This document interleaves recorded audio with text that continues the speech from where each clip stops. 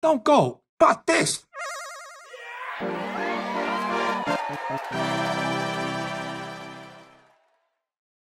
Hello everybody, welcome to our newest episode of Stacked. It's not a traditional episode of Stacked, it's just me today.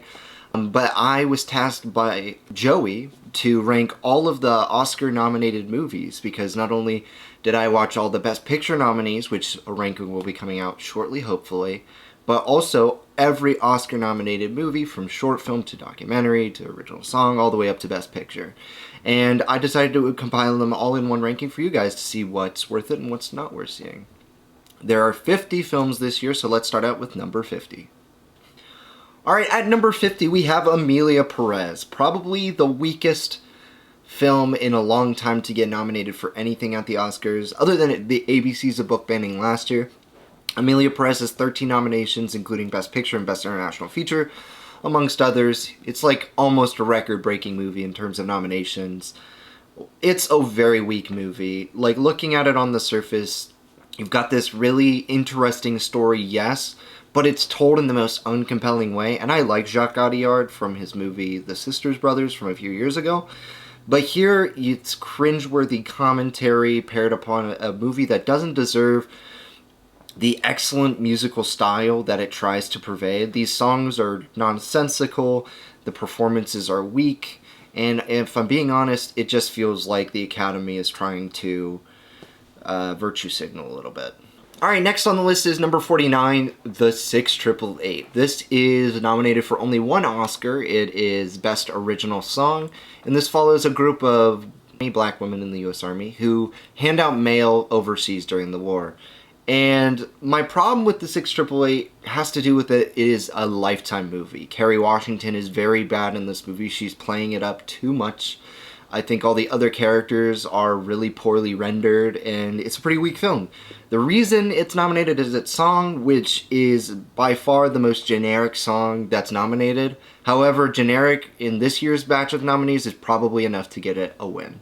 So at number 48 we have Aileen, or Alien. I don't know how they're pronouncing it for the Oscars. However, this is a Best Live Action Short Film that follows a couple who's going through immigration problems in, I think, modern day Los Angeles.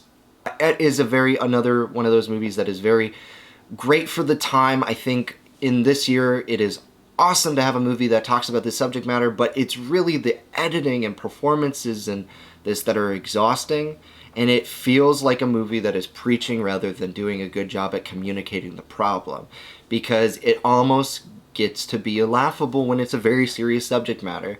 So in this regard, I think it's one of the weakest films that's nominated for an Oscar this year, for sure. At number 47, we have Wander to Wonder, a stop-motion animated short that follows a group of little people who are a part of a public access program when their show originator suddenly passes away. I think the film has a unique visual style to it, and it's very disturbing at times, which is kind of nice to have in an animated short, because those are usually reserved for children's films. But to me, the narrative lacks a bunch of punch, and it's not very memorable, and no animation quality is going to make it stand the test of time. Alright, at number 46 we have Beautiful Men, another animated short that's nominated. This follows a group of men who are balding brothers who go to a city to get a hair transplant, except it's misbooked and only one of them can get it, so they have to decide which is the most deserving. Very insecure film. Again, reminded me a little bit of Anomalisa, not in a good way necessarily, but it's interesting at least. I just think when it comes to the subject matter, it's not memorable visually or narratively, and in the end I'm just sort of bored by the punchline. At number 45, we have a short film out of Japan that's also an animated short. That's might be stop motion, I'm not entirely sure, but it follows a young boy who gets this set of magic candies, and each of these magic candies does something for his life and teaches him a moral lesson. I know this is based on a children's book, but to me, Magic Candies is one of those Boy and the Fox and the Mole, or whatever that movie was from a few years ago. A fable book that doesn't quite hit on the emotional highs, and it's just showcasing some cool animation from here or there. It's a little weird, but you know, if that's your cup of tea, that's your cup of tea. Just not for me. At number 44, we have The Only Girl in the Orchestra. It's a short documentary film and the weakest of the bunch. It follows the first woman to ever be in the New York Philharmonic as it goes through her life biographically. Unfortunately, the film loses steam in the last 10 minutes and kind of becomes something that it's not what it initially set out to be, because it's supposed to tell this career narrative for her, but at the end of it all, it just sort of meanders and talks about her personal life, and it doesn't really have a point, you know? Like, it should be just about her being the only girl in the orchestra, but it only reserves that for like the first 10 minutes. Number 43 brings us to The Porcelain War, a documentary feature nomination out of Ukraine.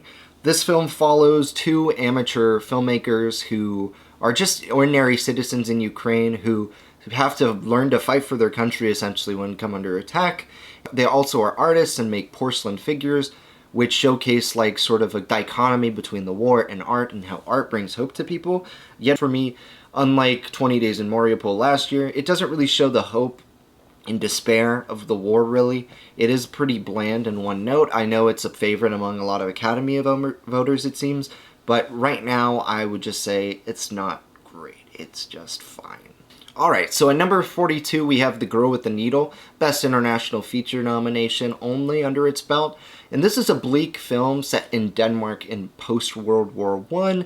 Follows a young woman as she tries to make a living getting a house or renting a house, being able to get a job and iron it out. And it just shows the bleak desperation of this woman as she goes through multiple things in this film. I don't want to spoil too much about it, but it's another one of those where I had a really hard time watching it, not because of the black and white cinematography, which is gorgeous, but because the director did a really poor job at exploring this woman's humanity. And then by the very end of the film, it doesn't really have that oomph that makes you really care or emotionally feel involved with everything. So at number 41, we have The Last Ranger, which is out of South Africa. It's only nominated for Best Live Action Short Film, but it follows a conservationist and their relationship with poachers in the area.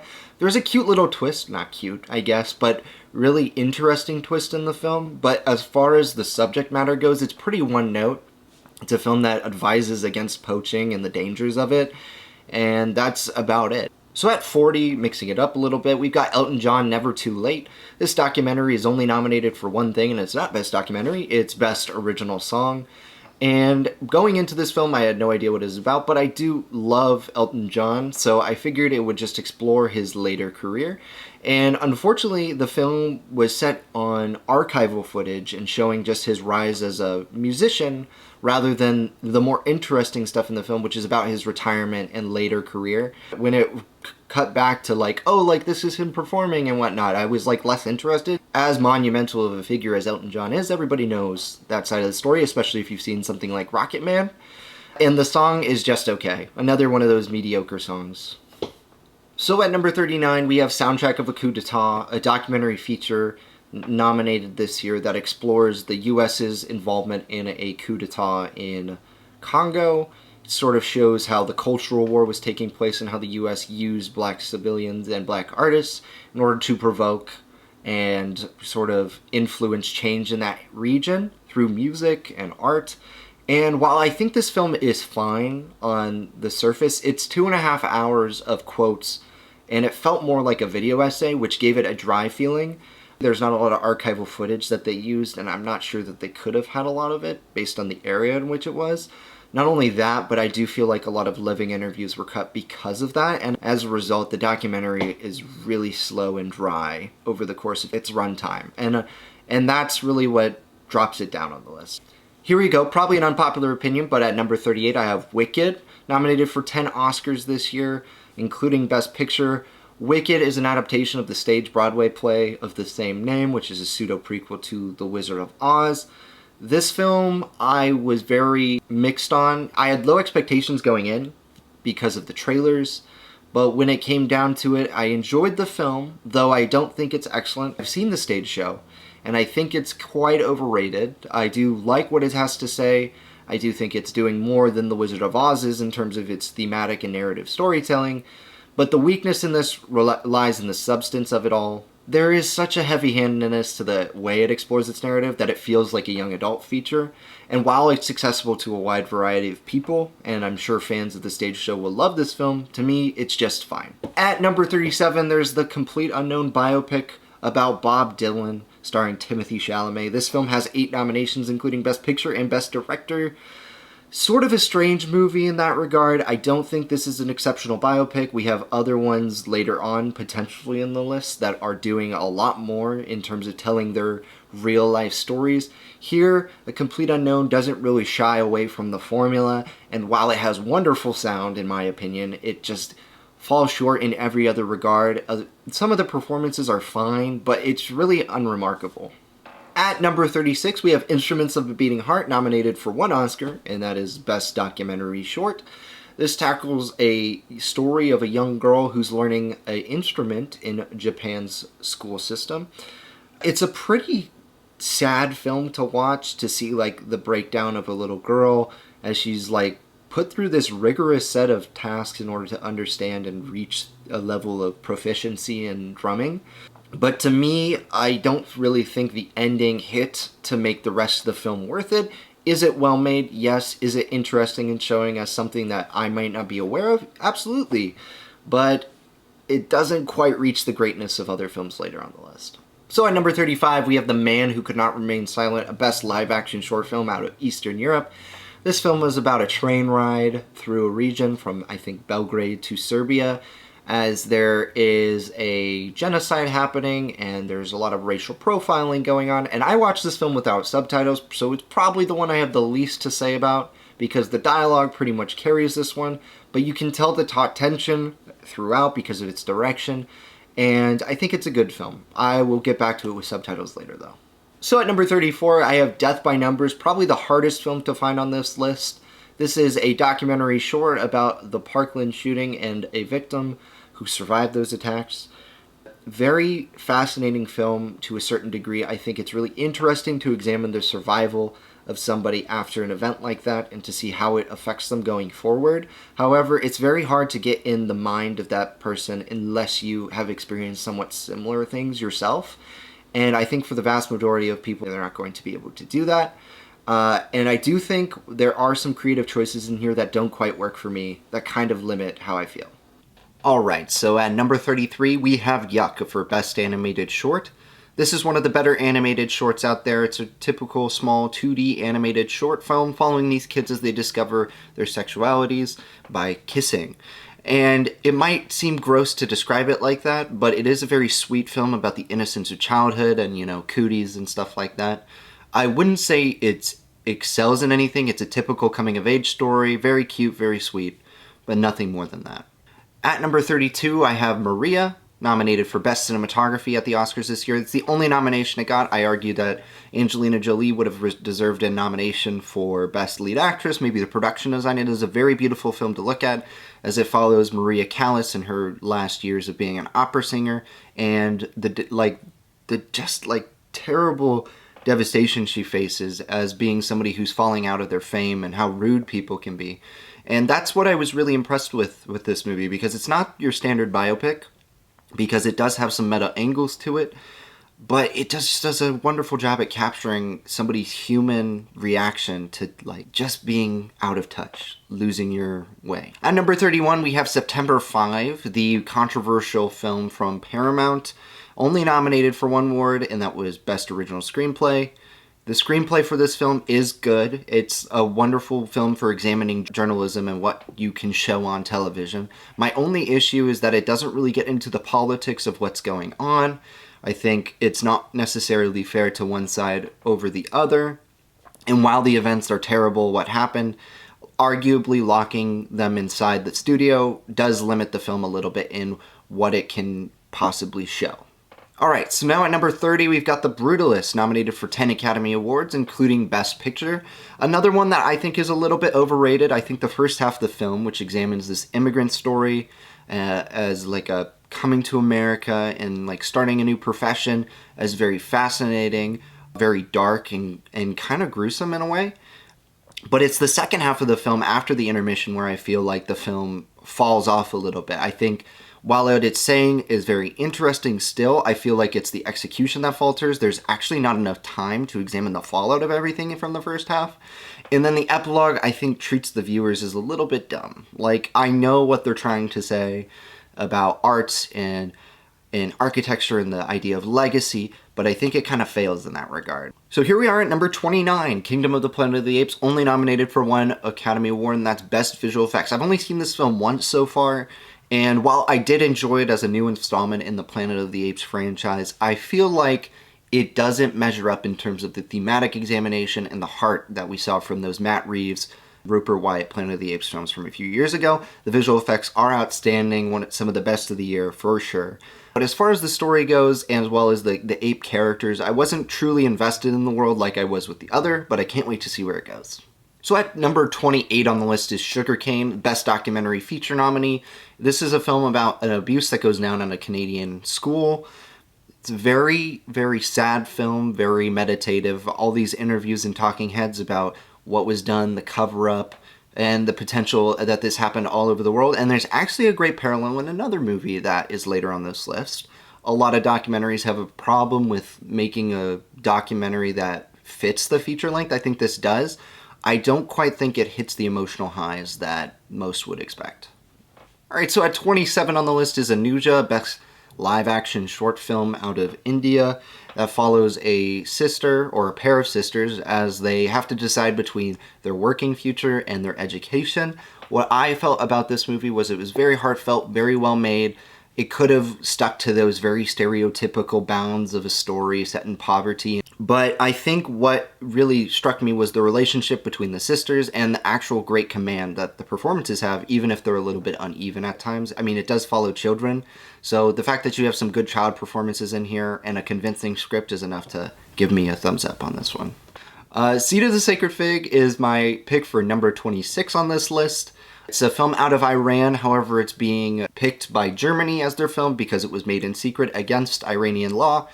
And I want people to go into this one as blindly as possible, so just know that it's a film that tackles a crisis going down in Iran regarding Western societal norms kind of creeping in based on globalization and how those compare with the politics and the religious aspects of that country.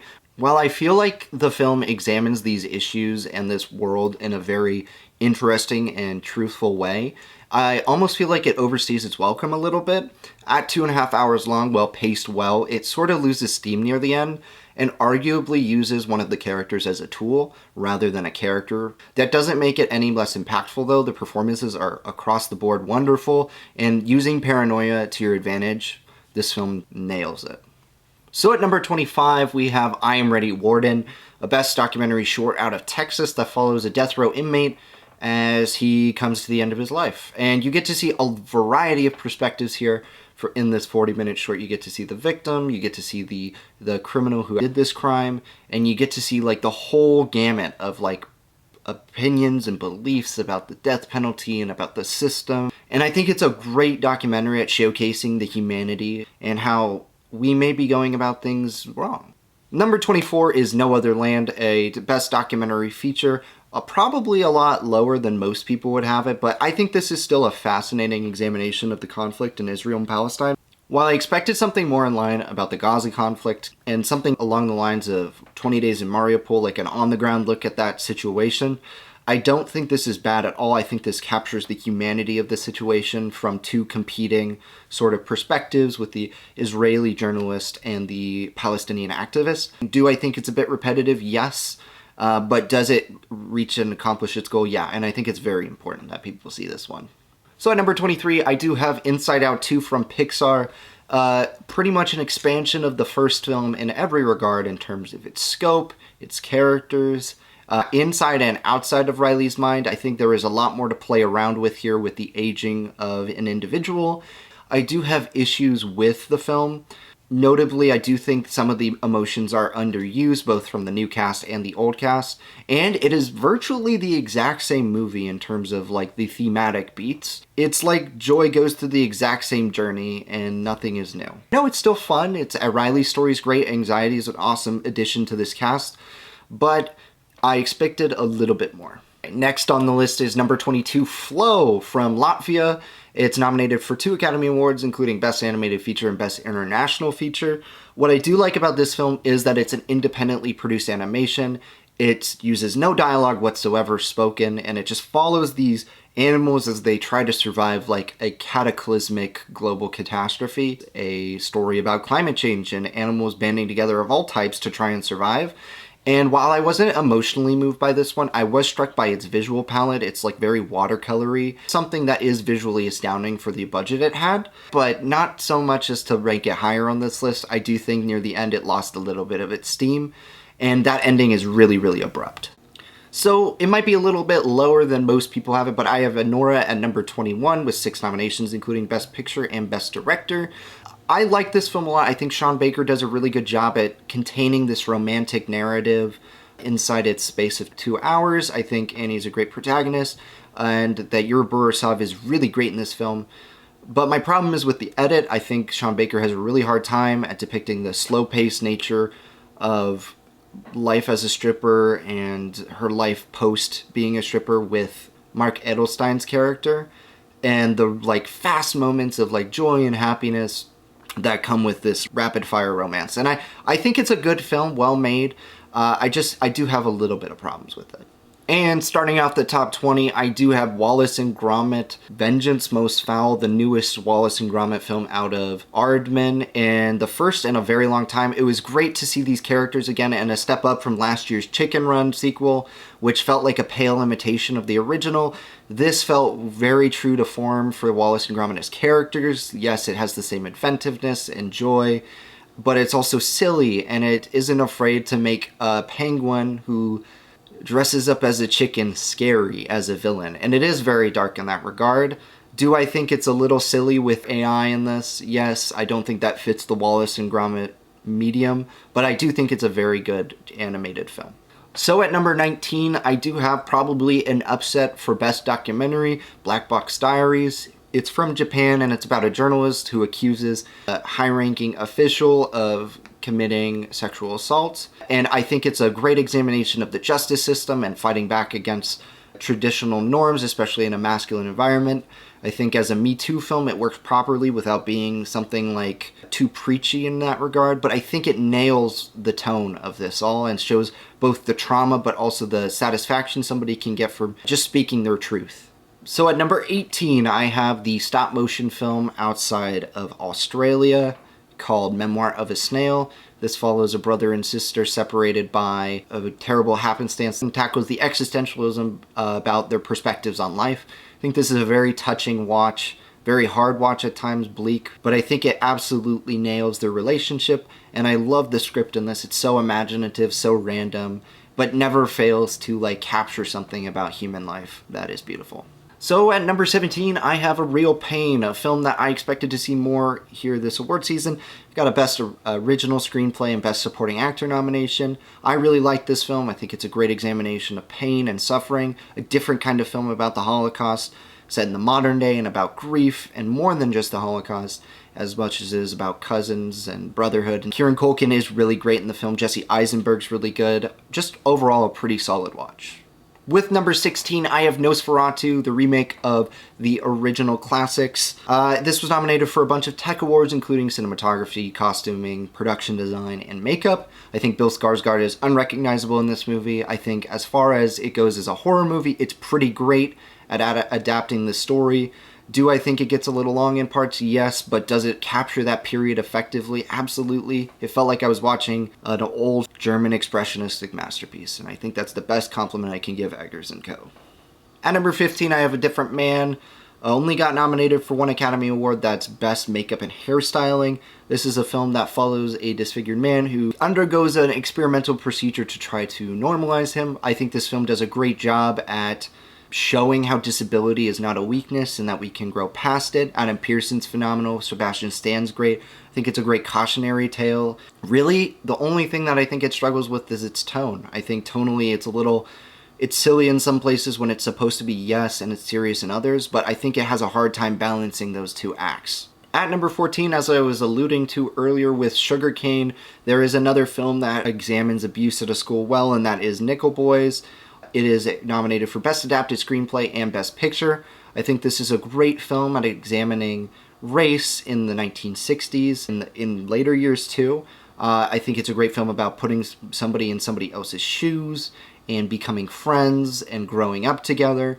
My only issue is it is a little bit predictable at times, though it is visually stunning and definitely deserved a cinematography Oscar. So with 13, I have Conclave, which currently would be my pick to win Best Picture as far as predictions goes, not in terms of what I want to win, but it has 8 nominations, including Best Picture and Best Screenplay and Best Editing. I think this film is kind of one of the movies of the moment right now in terms of what it's saying about electoral politics. People in power just will do anything to say to get that power. It should not be boring, it should be exciting, and I think it actually nails that. I think the script is wonderfully written. It's very close to being on the edge of great. I just have to give it a rewatch to solidify how I feel about the movie.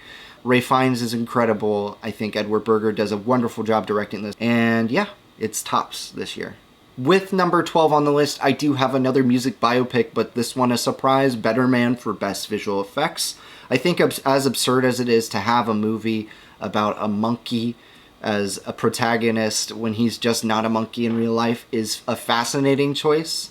I like Robbie Williams' story. I love the way it's choreographed and lit, and the visual effects are impeccable, especially with young Robbie Williams having many different eras of his character.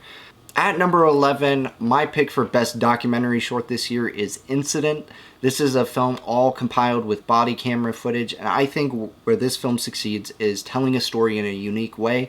It shows us that cinema can be pretty much anything, from still frames like last year's ABC book banning to a compilation of footage not captured by a specific filmmaker, but put together by an editor. It's profoundly impactful, but also something I think people need to see. Starting off the top 10 is my pick for Best Live Action Short, I'm Not a Robot, out of the Netherlands. This is a story about a woman who finds out that she may be a robot because of an auto capture quiz. Something totally original and akin to A Different Man in terms of tone. I think this is a really well-made movie, a short that flies by. I don't think it overstays its welcome that much, and honestly, I would love to see adapted to a feature. Another movie of the moment is my number 9 pick, nominated for Best Supporting Actor and Best Lead Actor. That's The Apprentice, a movie that could be so heavy-handed with its themes and showing Donald Trump for who he really is. The Apprentice does more than that and shows us a side of him that you wouldn't see. And it's not sympathetic to him necessarily, but it does make you realize just how crazy this world is that this guy is our president. Jeremy Strong is terrific in this role, as is Sebastian Stan in his. I think it's extremely well written and shockingly violent in its direction.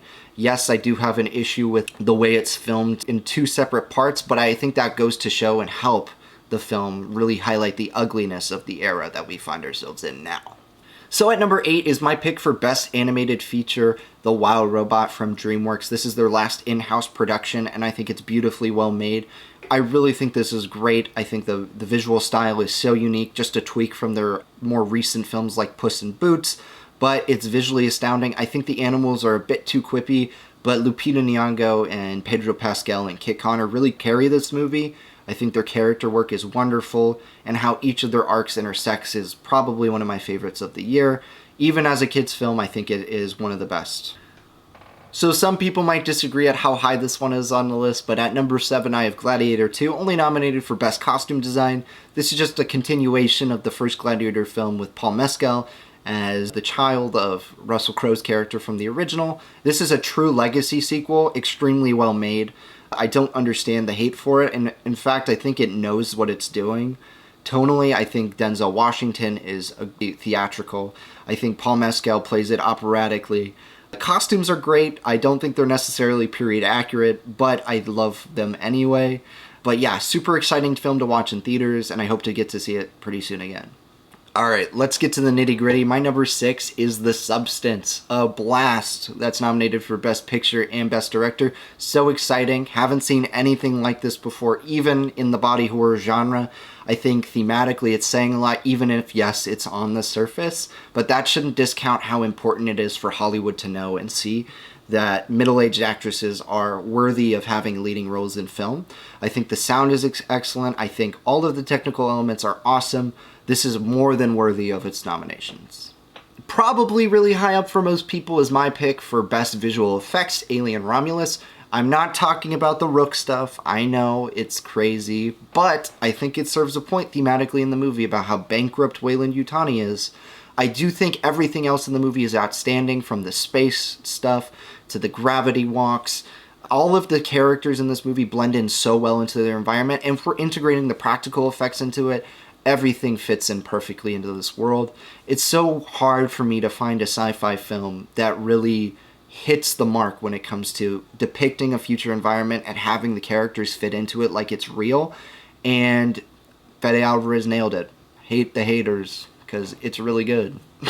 The highest short you're going to see on the list at number 4 is my pick for best animated short, In the Shadow of the Cypress, out of Iran. This terrific 2D animated movie depicts a veteran who's struggling with losing his daughter and also wife in different ways. And I think this is terrifically animated. I think the style is unique. I think visually it communicates somebody's emotive feelings really well too, to the point where it's a very captivating adventure even for 30 minutes.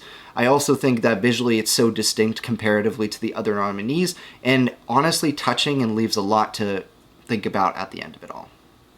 At number 3 is the big surprise of the year, I'm Still Here, which I knew nothing about before going in, and was super surprised, as you can see in my reaction video, to see it got a Best Picture nomination. I knew nothing about this movie, so going in I was fascinated to see such a political narrative about corruption, and this probably is the movie of the year in terms of what it's about corruption in government, about rooting out people rather than allowing them to express their freedom of speech. I think Fernanda Torres is excellent in this movie and would be my pick for Best Actress as well. Though it's not my favorite movie of the bunch this year, I think it's terrific and I think everybody needs to see it. Goes without saying. I think every aspect of it is an extraordinary, and I honestly thought maybe it deserved a Best Adapted Screenplay nom as well. Boy, oh boy, A24, what were you thinking? Sing Sing at number 2. This is one of the best films of the year, hands down. It makes you realize how much you love movies just by watching it. It shows how art and escapism exists in prison, one of the places that is one of the most desolate, for a human being to be. And Clarence Macklin and all the real prisoners in the film are excellent, but Colman Domingo really takes the cake as the best thing about this movie. He brings so much heart and energy to the movie that by the end of it, you could be in tears like I was. And to nobody's surprise, if you're keeping track, I have Dune Part 2 at number 1. It's nominated for Best Picture. Sing Sing should have been nominated for Best Picture, but Dune not only deserves Best Picture, it deserves Best Director. This film is an excellent depiction of the sci-fi narrative of Dune. I think it's grand, it's exciting, it reminds me of the old epics of the 1950s and 60s from David Lean. Honestly, I'm surprised it didn't get enough notoriety and that it didn't stick in voters' minds, because it's exciting and truly better than the first Dune. It's hard to think that this film only got 5 nominations and the first one got like double digits. And for that, I think the Academy will be regretting it for the rest of their life. They will. Alright, that was our ranking of the 50 Oscar-nominated films from worst to best. Let us know your ranking down in the comments from what you saw. I know not everybody goes to seek these out, but for those of you that did, we'd love to hear your thoughts. It's really hard sometimes to rank those shorts against the features, but we have a lot to watch and we love movies here. So join us next time. Can't wait to see you then. Bye.